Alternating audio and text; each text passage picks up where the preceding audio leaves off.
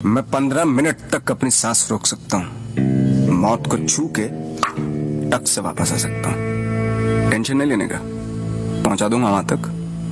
वापस आना तेरे काम है। तो ये सब ड्रामा क्यों किया? अगर तुम मेरे से ये पूछोगे ना कि क्या मैं एज अ फैन डिसअपॉइंटेड हूँ, as a Pakistan football fan मैं डिसअपॉइंटेड हूँ। मुझे ऐसा लगता है आज हम हारे हैं, हमने ड्रॉ नहीं किया, आज हम हारे हैं। लेकिन अगर तुम मेरे से एक न्यूट्रल पर्सपेक्टिव जानना चाहोगे तो मैं ये बोलूँगा कि भाई मेरे लिए ना क्या इंपॉर्टेंट है, प्लेयर डेवलपमेंट, यूथ की डेवलपमेंट इंपॉर्टेंट है। इस लेवल पे जो हम बात कर रहे हैं ना, अंडर 17, अंडर 16, अंडर 20, ठीक है, अंडर 23 एंड जो भी ये जो एज ग्रुप्स हैं, इसमें इंपॉर्टेंट है क्या? नॉट रिजल्ट, रिजल्ट बिल्कुल इंपॉर्टेंट नहीं है, यूथ डेवलपमेंट इंपॉर्टेंट है। अब मेरा सवाल यहाँ पे ये है, जो कि मैं आपसे भी पूछता हूँ और सजाद महमूद साहब से भी पूछता हूँ कि भाई मुझे सर ये आप बताएं कि आप एक रिजल्ट ओरिएंटेड मैनेजर हैं या आप एक यूथ डेवलपमेंट ओरिएंटेड मैनेजर है, डेवलपमेंट ओरिएंटेड मैनेजर है? क्या है आप? ये इस सवाल का मुझे जवाब चाहिए। क्या आपके लिए ये इंपॉर्टेंट है कि टाइटल जीतना है, या आपके लिए ये इंपॉर्टेंट है कि जो बेंच पे बच्चा बैठा हुआ है ना, पाकिस्तान का जो बेंच पे बैठा हुआ है, जिसको आज आपने यूज नहीं किया, मैं बताऊंगा किसको नहीं यूज किया, वो पाकिस्तान के लिए अगले 10 साल तक खेले? ज्यादा इंपॉर्टेंट क्या है? मेरे लिए ज्यादा इंपॉर्टेंट इज द लेटर, ठीक है। रिजल्ट अगर चलो फॉर एग्जांपल मैं कहता हूँ हम सैफ अंडर 17 चैंपियनशिप नहीं जीतते, क्या हो जाएगा? कोई मौत आ जाएगी? क्या फर्क पड़ेगा? ज्यादा से ज्यादा कुछ भी नहीं होगा। पहले भी नहीं जीते थे हम, अभी भी नहीं जीतेंगे। इसमें क्या है? मेन चीज ये है कि यहां से बच्चा डेवलप होके उसको इंटरनेशनल एक्सपोजर सैफ में मिल रहा है कि नहीं, और वो डेवलप हो रहा है कि नहीं। मेरा मेन कंसर्न ये है। गेम पे मैं बात करूंगा, सजाद महमूद साहब जो है उनको मैं फिर से एक और क्वेश्चन पूछता हूं कि सर आपका एक बहुत ही एक्सपीरियंस्ड किस्म का कोचिंग स्टाफ है, क्योंकि हारून मलिक साहब ने कहा जी कि आप जो है ना एक रिजल्ट ओरिएंटेड मैनेजर है, ठीक है, you are a result oriented manager, जो कि इंटर मिलान का ना वो हेलेनियो हेरेरा आपको समझते हैं कि भाई लो ब्लॉक में डिफेंडिंग करेगा, मिड ब्लॉक में डिफेंडिंग करेगा, जैसे वो 1960s में किया करता था इंटर मिलान का जो मैनेजर था उस टाइम पे, ठीक है। और फिर आप उसका प्रिंसिपल यूज करोगे जी, fast pace counter attack, long ball football, direct style of play, set pieces पे फोकस करके गोल मारना, ठीक है, वो सारा कुछ, और बिल्कुल कॉम्पैक्ट कर देना सेंट्रल जोन्स को विद अ 5-4-1 और अ 4-4-2 वो करके, ठीक है। तो वो आपको पाकिस्तान का हेलेनियो हेरेरा समझते हैं कि भाई इसने सैफ जितवाई थी अंडर 15 2011 में, तो ये मुझे फिर से जितवा के देगा। तो ये रिजल्ट ओरिएंटेड मैनेजर है सजाद महमूद।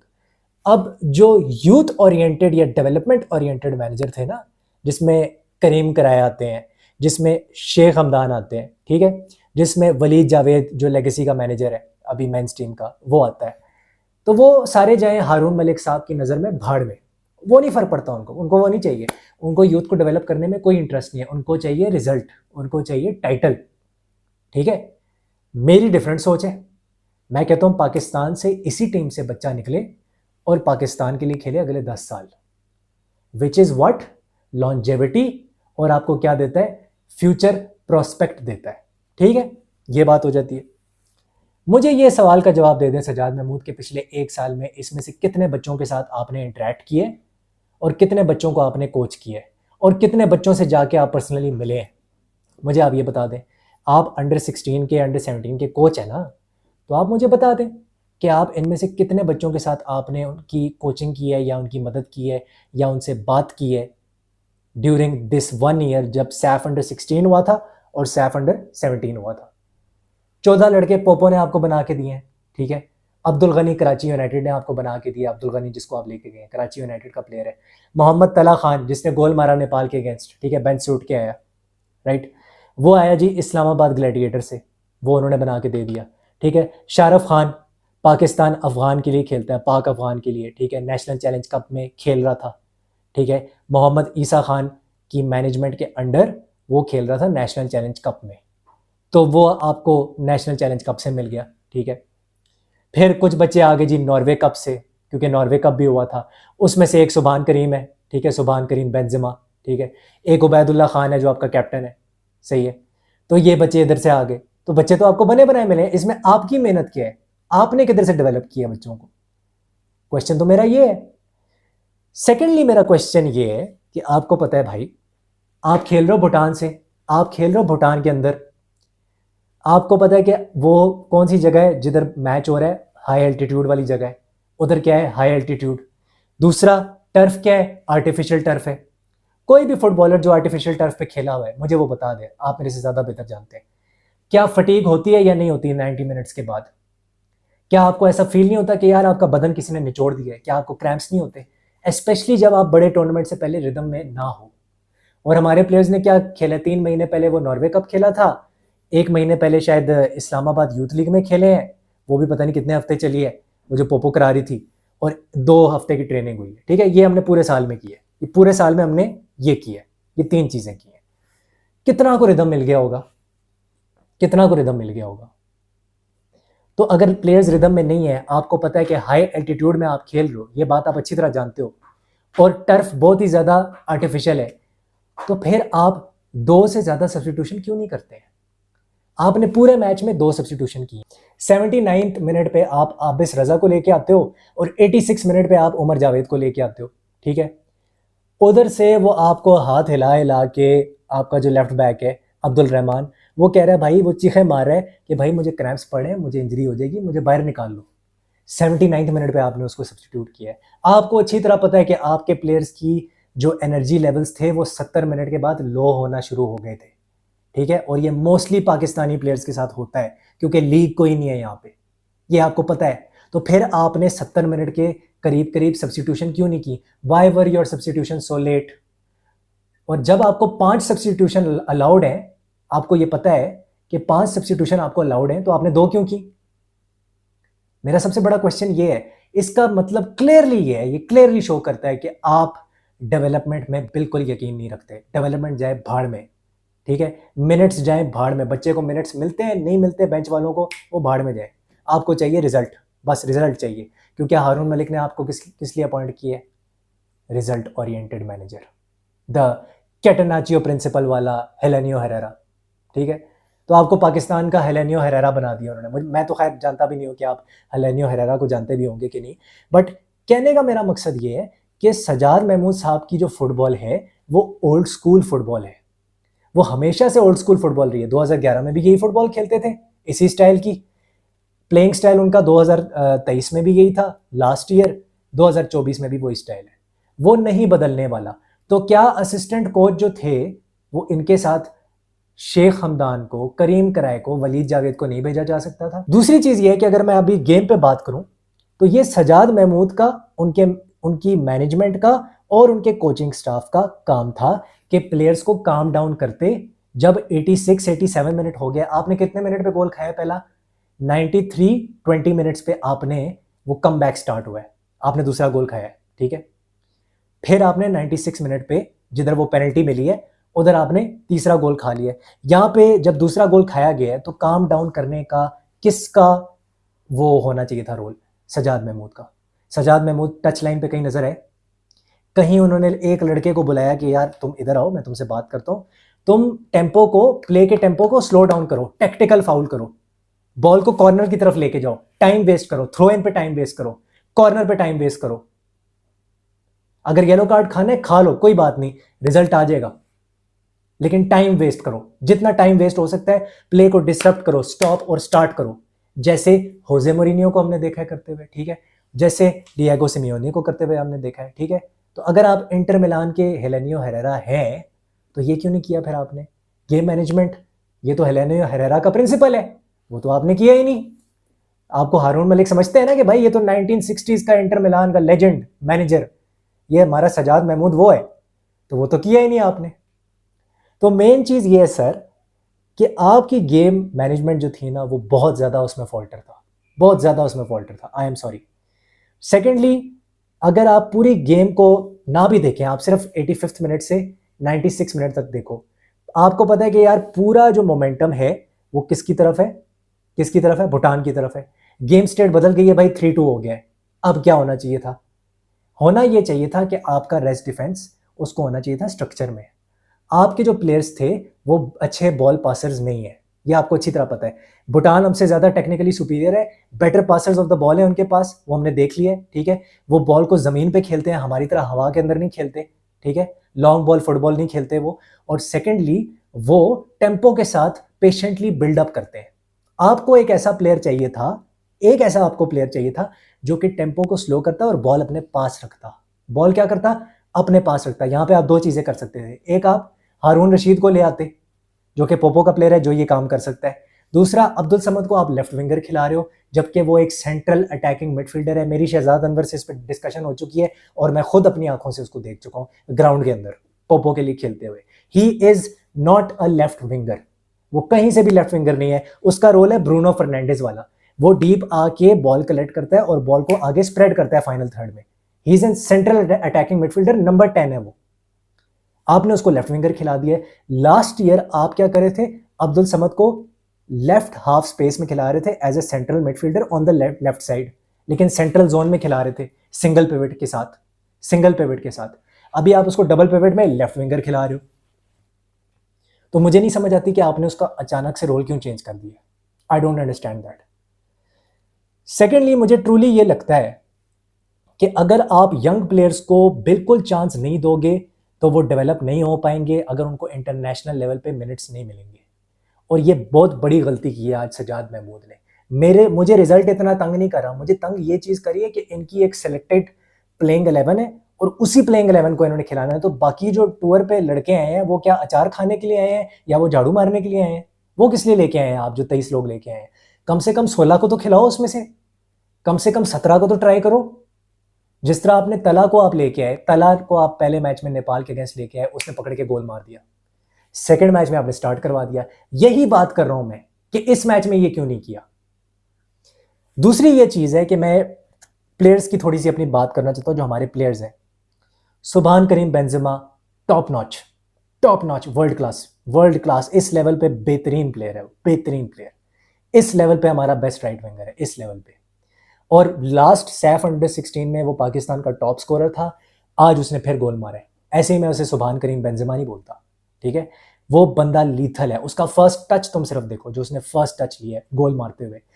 सेकंड टच इतना अच्छा नहीं था जो उसने शॉट लिया, वो उसने रेंगते हुए शॉट लिए, लेटने वाला था, तकरीबन गिरने वाला था वो, उसका बैलेंस भी खराब हो गया था।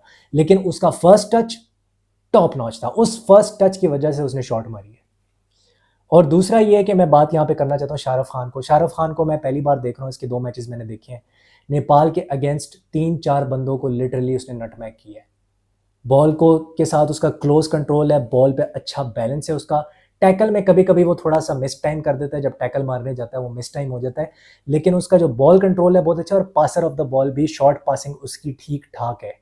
और वो बच्चा जो है वो है पाक अफगान का, ठीक है, और नेशनल चैलेंज कप में खेल रहा था अंडर मोहम्मद ईसा। तो वो लड़का अच्छा खासा टैलेंटेड प्लेयर है and you have a talent on your hands. मैं ये कह रहा हूँ कि इस तरह का टैलेंट आपके पास बेंच पे भी है। ऐसा नहीं है कि आपके पास बेंच स्ट्रेंथ नहीं है, आपके पास टैलेंट है, आप उसको यूटिलाइज करो ताकि वो बच्चे जो हैं वो डेवलप हो सकें। मेरे लिए डेवलपमेंट ही इंपॉर्टेंट है। बाहर में जाए रिजल्ट, नहीं जाएंगे सेमीफाइनल में कोई बात नहीं, फाइनल में नहीं जाएंगे कोई बात नहीं। इवन दो मैं समझता हूँ कि इस टीम में पूरा पोटेंशियल है कि ये फाइनल तक जा सकती है। मैं ट्रूली बिलीव करता हूँ कि श्रीलंका को हम हरा सकते हैं। मैं ट्रूली बिलीव करता हूँ कि हम फाइनल तक पहुंच सकते हैं। और मैं ये भी बिलीव करता हूँ कि इस मैच में अगर हमारी डिसीजन मेकिंग थोड़ी सी बेहतर होती तो हमने कम से कम 5 गोल मारने थे, क्योंकि हम फिजिकलिटी में उनसे बेटर थे भूटान से। हम सेकंड बॉल जीत रहे थे, फर्स्ट बॉल जीत रहे थे, मिडफील्ड में उनको फिजिकली बुली कर रहे थे, ठीक है। टेक्निकली हमसे वो अच्छे थे, पासिंग उनकी अच्छी थी, मैं मानता हूँ उनकी पासिंग बहुत अच्छी थी। बट हम काउंटर्स में भी उनको बुली कर रहे थे क्योंकि हम 5 वर्सेस 3 बनाते थे, हम 5 वर्सेस 4 बनाते थे, हमने 5 वर्सेस 2 के इंस्टेंसेस भी बनाए हैं। उधर हमारी अगर पासिंग थोड़ी बेहतर होती, कट पैक्स बेहतर होते, क्रॉसेस बेहतर होते और थोड़ी सी फिनिश हमारी बेहतर होती तो हम 5 गोल ठोक देते और हम ये मैच जीते हुए होते। आज हम जश्न मना रहे होते, भाई हम सेमीफाइनल में पहुंच गए। अब सीन ये है कि अब आपको ड्रॉ चाहिए, एटलीस्ट श्रीलंका के अगेंस्ट आपको ड्रॉ चाहिए, आपको पॉइंट चाहिए ही चाहिए, तब आप सेकंड फिनिश करोगे। अगर सेकंड फिनिश करते हो तो आप इंडिया से खेलोगे सेमीफाइनल में। अगर आप फर्स्ट फिनिश करते हो, श्रीलंका को हराते हो, फिर आप बांग्लादेश से खेलोगे सेमीफाइनल में, अगर बांग्लादेश क्वालिफाई करती है फ्रॉम दी अदर ग्रुप। तो अब सिनेरियो कुछ इस तरह हो गया, क्योंकि हमारे 4 पॉइंट है और नेपाल हमसे नीचे थर्ड प्लेस में, उनके 3 पॉइंट है। नेपाल ने भूटान से खेलना है, हमने किससे खेलना है भाई?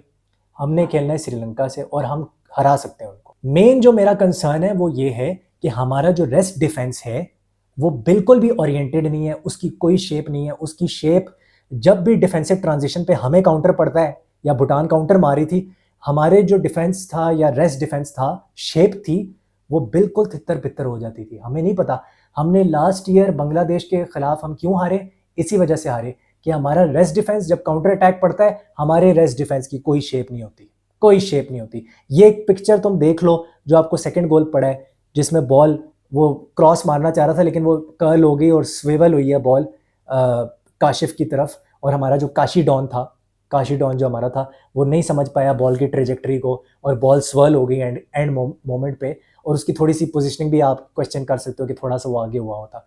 लेकिन ये पिक्चर जो है, इधर अगर तुम देखोगे तो 2 बंदे बिल्कुल खिंचे हुए हैं, 3 बंदे बिल्कुल खिंचे हुए हैं दूसरी तरफ, ठीक है, क्योंकि वो फास्ट टेम्पो के साथ इंट्रिकेट पासिंग कर रहे थे, क्लोज प्रॉक्सिमिटी में तेज तेज शॉर्ट पासिंग कर रहे थे। तो आपके 2 प्लेयर्स खिंच रहे थे, क्यों खिंच रहे थे? फिटनेस, उनकी फिटनेस जो थी, उनके एनर्जी लेवल्स जो थे वो लो हो रहे थे। सजाद महमूद साहब सब्स्टिट्यूशन ही नहीं कर रहे थे, उनको पता नहीं क्या जिद अड़ी हुई थी, मुझे नहीं समझ आती, वो सब्स्टिट्यूशन ही नहीं कर रहे थे। अगर वो उस मोमेंट पे थोड़ा सा पहले 10 मिनट पहले सब्स्टिट्यूशन कर देते तो फ्रेश लेग्स होते वहां पे, जो कि वो उस इंस्टेंस को डिफेंड कर रहे होते। अब वहां पे विंगर को क्या मिला? टाइम और स्पेस। उसने क्रॉस मारा या जो भी उसने मारा, वहां पे गोल पड़ गया। गोल से क्या होता है? गेम स्टेट बदल जाती है और लड़के फिर बौखला गए। अब आप ये बोलो कि जी चोक कर दिया है, तो वो भी गलत नहीं होगा, लेकिन मेरे हिसाब से लड़कों ने चोक नहीं किया। मेरे हिसाब से पाकिस्तान के मैनेजर ने चोक किया है और पाकिस्तान की जो कोचिंग स्टाफ है उसने चोक किया है, क्योंकि फुटबॉल में सबसे बड़ा रोल कोचिंग स्टाफ और मैनेजर का होता है। ये तो 16-17 साल के बच्चे हैं, ये तो इमेच्योर है, ठीक है, इनकी वो डिसीजन मेकिंग नहीं है। तो आपका काम है कि जो आप मेच्योर लोग बैठे हुए हो कोचिंग स्टाफ में, आप इनको गाइड करो कि आपने क्या करना है जब 3-2 हो जाए और 3 मिनट रहते हो, क्या करना है आपने। ये तो कोचिंग स्टाफ का काम है ना। You should slow down the tempo, that should be the number 1 thing. और एक ऐसा होल्डिंग प्लेयर होना चाहिए था पिच के ऊपर जो कि बॉल को अपने पास रखता। हम बार बार बॉल लूज किए जा रहे हैं और हम जिद करके काउंटर पे काउंटर मारी जा रहे हैं। दूसरा गोल खाने के बाद भी हम काउंटर मार रहे हैं, और हमारे प्लेयर्स क्या करते हैं? हमारे प्लेयर्स फाइनल थर्ड में जब जाते हैं वो बॉल लूज कर देते हैं, उधर से हमें काउंटर पड़ जाते हैं। पीछे रेस्ट डिफेंस है ही नहीं, शेप बिल्कुल खराब। तो ये समझाना चाहिए था सजाद महमूद को कि भाई काउंटर ना मारो, थोड़ा सिट बैक कर जाओ। अब वक्त आ गया कि सिट बैक करो और फाउल्स पे फाउल्स करो, उस एरिया में फाउल करो जहां पे ज्यादा गोल का खतरा ना हो, not closer to the goal. तो ये एक बहुत बड़ा, मुझे लगता है ये हमारे से मिसमैनेजमेंट यहाँ पे हुई है। दूसरा मैं यहाँ पे थोड़ा सा बात करना चाहता हूँ, खुबैब खान भी बहुत कमाल खेला, very good box to box midfield वाला वो प्लेयर है, टैकल्स भी जीतता है, पासिंग भी करता है। जोन 14 से उसने गोल मारा, जैसे शरफ खान ने जोन 14 से गोल मारा, उसका भी गोल बहुत ही अच्छा था, लेकिन शरफ खान का थोड़ा टेक्निकली क्लास का गोल था। बट खुबैब का भी बहुत अच्छा गोल था, वो भी पोपो का है। आधे लड़के इस प्लेइंग 11 में बाय द वे पोपो के ही थे, जिन्होंने गोल भी स्कोर करके दिए और लास्ट मैच में अब्दुल समद ने असिस्ट भी की थी। लेकिन मेरा जो मेन कंसर्न है वो है शहाब। शहाब बहुत अच्छा टैकलर ऑफ द बॉल है, great destroyer, fantastic ball winner है वो, फैंटास्टिक, इसमें कोई शक नहीं है, ये उसकी स्ट्रेंथ है। लेकिन जब बॉल को पास करना होता है, मुझे नहीं पता उस लड़के को क्या हो जाता है वो पोपो का ही लड़का शहाब, मुझे नहीं पता लेकिन उसको क्या हो जाता है, आई हैव नो आइडिया। तो आई डू फील कि may be we need a better passer of the ball in midfield, और हमें अब सोचना पड़ेगा कि आगे जो हमारे बेंच पे प्लेयर हैं उसमें इस तरह के प्लेयर्स हैं या नहीं। मैंने हारून रशीद का नाम लिया, वो बेंच पे था, आपने उसे यूटिलाइज नहीं किया। उमर जावेद को आप बहुत लेट लेके आए, जो कि आपको थोड़ी सी प्रोग्रेस दे सकता था। दूसरा मेरा कंसर्न ये है कि आपके बेंच पे गुलाम अब्बास भी है, जो कि आपको सेमीफाइनल तक लेके गया था लास्ट सैफ अंडर 16 में, सरगोदा का लड़का है वो, ठीक है। अब उस लड़के को भी आप यूटिलाइज कर सकते हैं अगर आप करना चाहें। I have nothing against Kashif, बहुत अच्छा प्लेयर है, ठीक है, उसने आज बहुत अच्छे सेव्स भी किए। डॉर्जी के जो फ्री किक थी उस पर बहुत कमाल सेव था काशिफ का। लेकिन जब बात आती है ना प्रेशर सिचुएशन को हैंडल करने की, वो गुलाम अब्बास ने लास्ट सीजन वो ग्लिम्सेस दिखाए हैं कि भाई वो प्रेशर सिचुएशन में बॉल को कामली कलेक्ट कर सकता है, वो काम और कंपोज्ड रह सकता है। तो क्या ये सोचा जा सकता है कि गुलाम अब्बास को वापस लेकर आया जाए? ये एक मेरा अलग क्वेश्चन है, ठीक है। दूसरा ये है कि प्रॉब्लम ये आ रही है हमें कि हमारे प्लेयर्स हो रहे हैं क्रैम्प का शिकार, और 70 मिनट के बाद उनकी एनर्जी लेवल्स लो हो रहे हैं।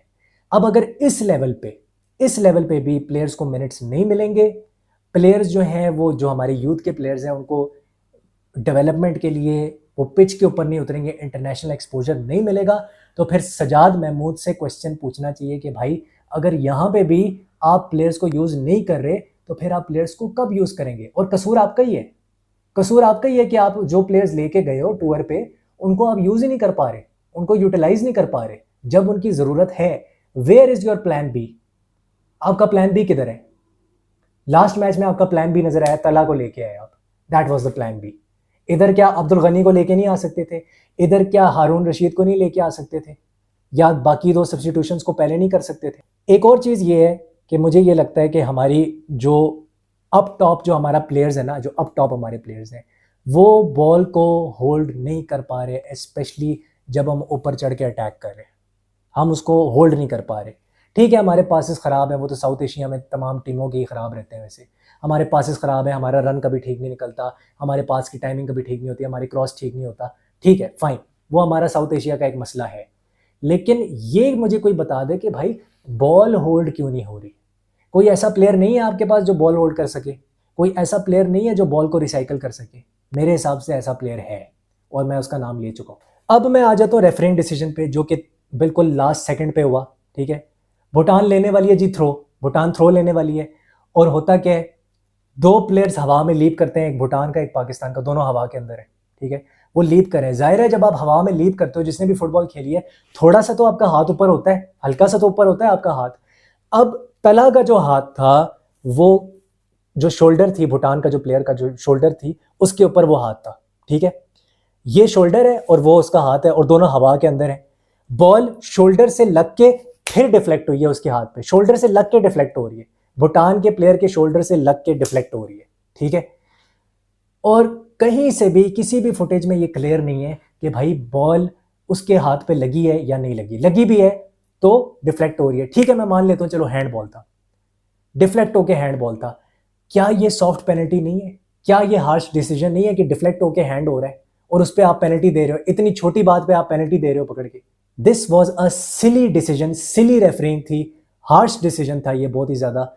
और मैंने बहुत से ऐसे केसेस देखे हैं, बहुत से ऐसे इंस्टेंसेस देखे हैं, इतनी फुटबॉल मैंने देखी हुई है कि भाई 80% इस तरह की सिचुएशंस में पेनल्टी नहीं दी जाती। 80% मैंने देखा है, क्योंकि इसको सॉफ्ट कंसिडर किया जाता है, क्योंकि दोनों प्लेयर्स हवा में है और एक का जो बॉडी कांटेक्ट है दूसरे के साथ हुआ हुआ है और डिफ्लेक्ट होकर बॉल आ रही है, तो आप किस तरह पेनल्टी दे रहे हो? मुझे नहीं समझ आता ये कैसे पेनल्टी है।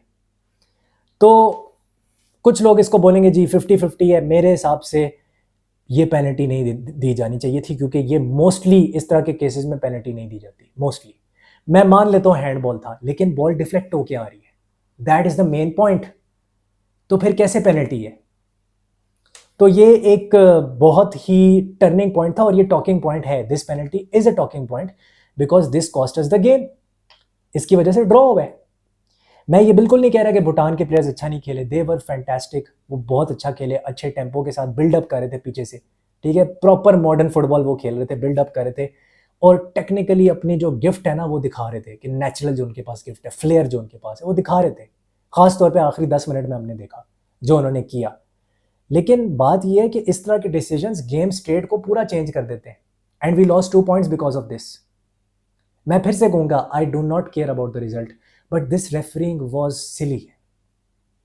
हमने इस गेम में प्रॉपर शो किया कि हम सेंट्रल पेनिट्रेशन कर सकते हैं और हम न्यूमेरिकल सुपीरियोरिटी भी दे सकते हैं, specially on the counter attack. हम वो कर सकते हैं, हम एक काउंटर अटैकिंग टीम है, हमारी यही अभी फिलॉसफी है और हमारी ये लॉन्ग बॉल वाली फिलॉसफी है, फिलहाल यही है। लेकिन मसला ये है कि अगर आपको ऐसी टीम मिलेगी जो कि हाई टेम्पो के साथ खेलेगी, तो फिर शायद, क्योंकि आगे आपने बांग्लादेश से खेलना है जो कि हाई टेम्पो के साथ खेलेगी और high counter attack, fast counter attack करेगी, फिर आपको हाई टेम्पो के साथ इंडियन फुटबॉल देखने को मिलेगी जो कि हो सकता है गेम को कंट्रोल भी करे, क्योंकि वहाँ पे रंजन चौधरी तो नहीं है। ठीक है, इस दफ़ा रंजन चौधरी तो उनके मैनेजर नहीं होने वाले, they will not play long ball football. तो बात यह है कि फिर आप क्या करोगे सेमीफाइनल में, मेन चीज़ ये है। मोस्ट इंपॉर्टेंटली यहाँ पे हमारा फोकस होना चाहिए गेम मैनेजमेंट, कि गेम को मैनेज कैसे करना है, और हमारा फोकस होना चाहिए कि हमने किस तरह से नेक्स्ट टाइम को मैनेज करना है और किस तरह से कोचिंग स्टाफ को अपना मैसेज जो है वो अक्रॉस देना है टू द प्लेयर्स। इस लेवल पे आप compete कर सकते हो और आप एक्सपेरिमेंटेशन भी कर सकते हो। ये वो लेवल है जिधर आप एक्सपेरिमेंटेशन करो, और यही वो रीज़न है कि मैं कहता हूँ कि भाई ओल्ड स्कूल फुटबॉल मैनेजर्स से हमें किनारा कशी इख्तियार करनी होगी और हमें उनको लाना चाहिए जो कि वाकई में प्लेयर्स को चांस देना चाहते हैं और स्क्वाड को यूज़ करना चाहते हैं। आपको 11 प्लेयर्स ये टाइटल नहीं जितवाने वाले। अगर ये टाइटल जीतोगे तो 16 प्लेयर जितवाएंगे या पूरा स्क्वाड जितवाएगा, और इसी तरह फुटबॉल चलती है। तो आई होप कि जो सजाद महमूद है वो थोड़ा सा इसके ऊपर काम करें, रेस्ट डिफेंस पे, और अपने स्क्वाड को यूज़ करें, क्योंकि सिर्फ गिने चुने प्लेयर्स के साथ आप जो है ना इस टाइटल को उखाड़ने नहीं वाले। तो अगर आपको ये वीडियो पसंद आई है तो लाइक, शेयर और सब्सक्राइब ज़रूर करना, और मुझे कमेंट सेक्शन में ज़रूर बताना कि आपको क्या लगता है, क्या चीज़ें चेंज हो सकती थी और क्या चीज़ें बेहतर हो सकती थी। I will see you soon. हस्ता ला विस्ता।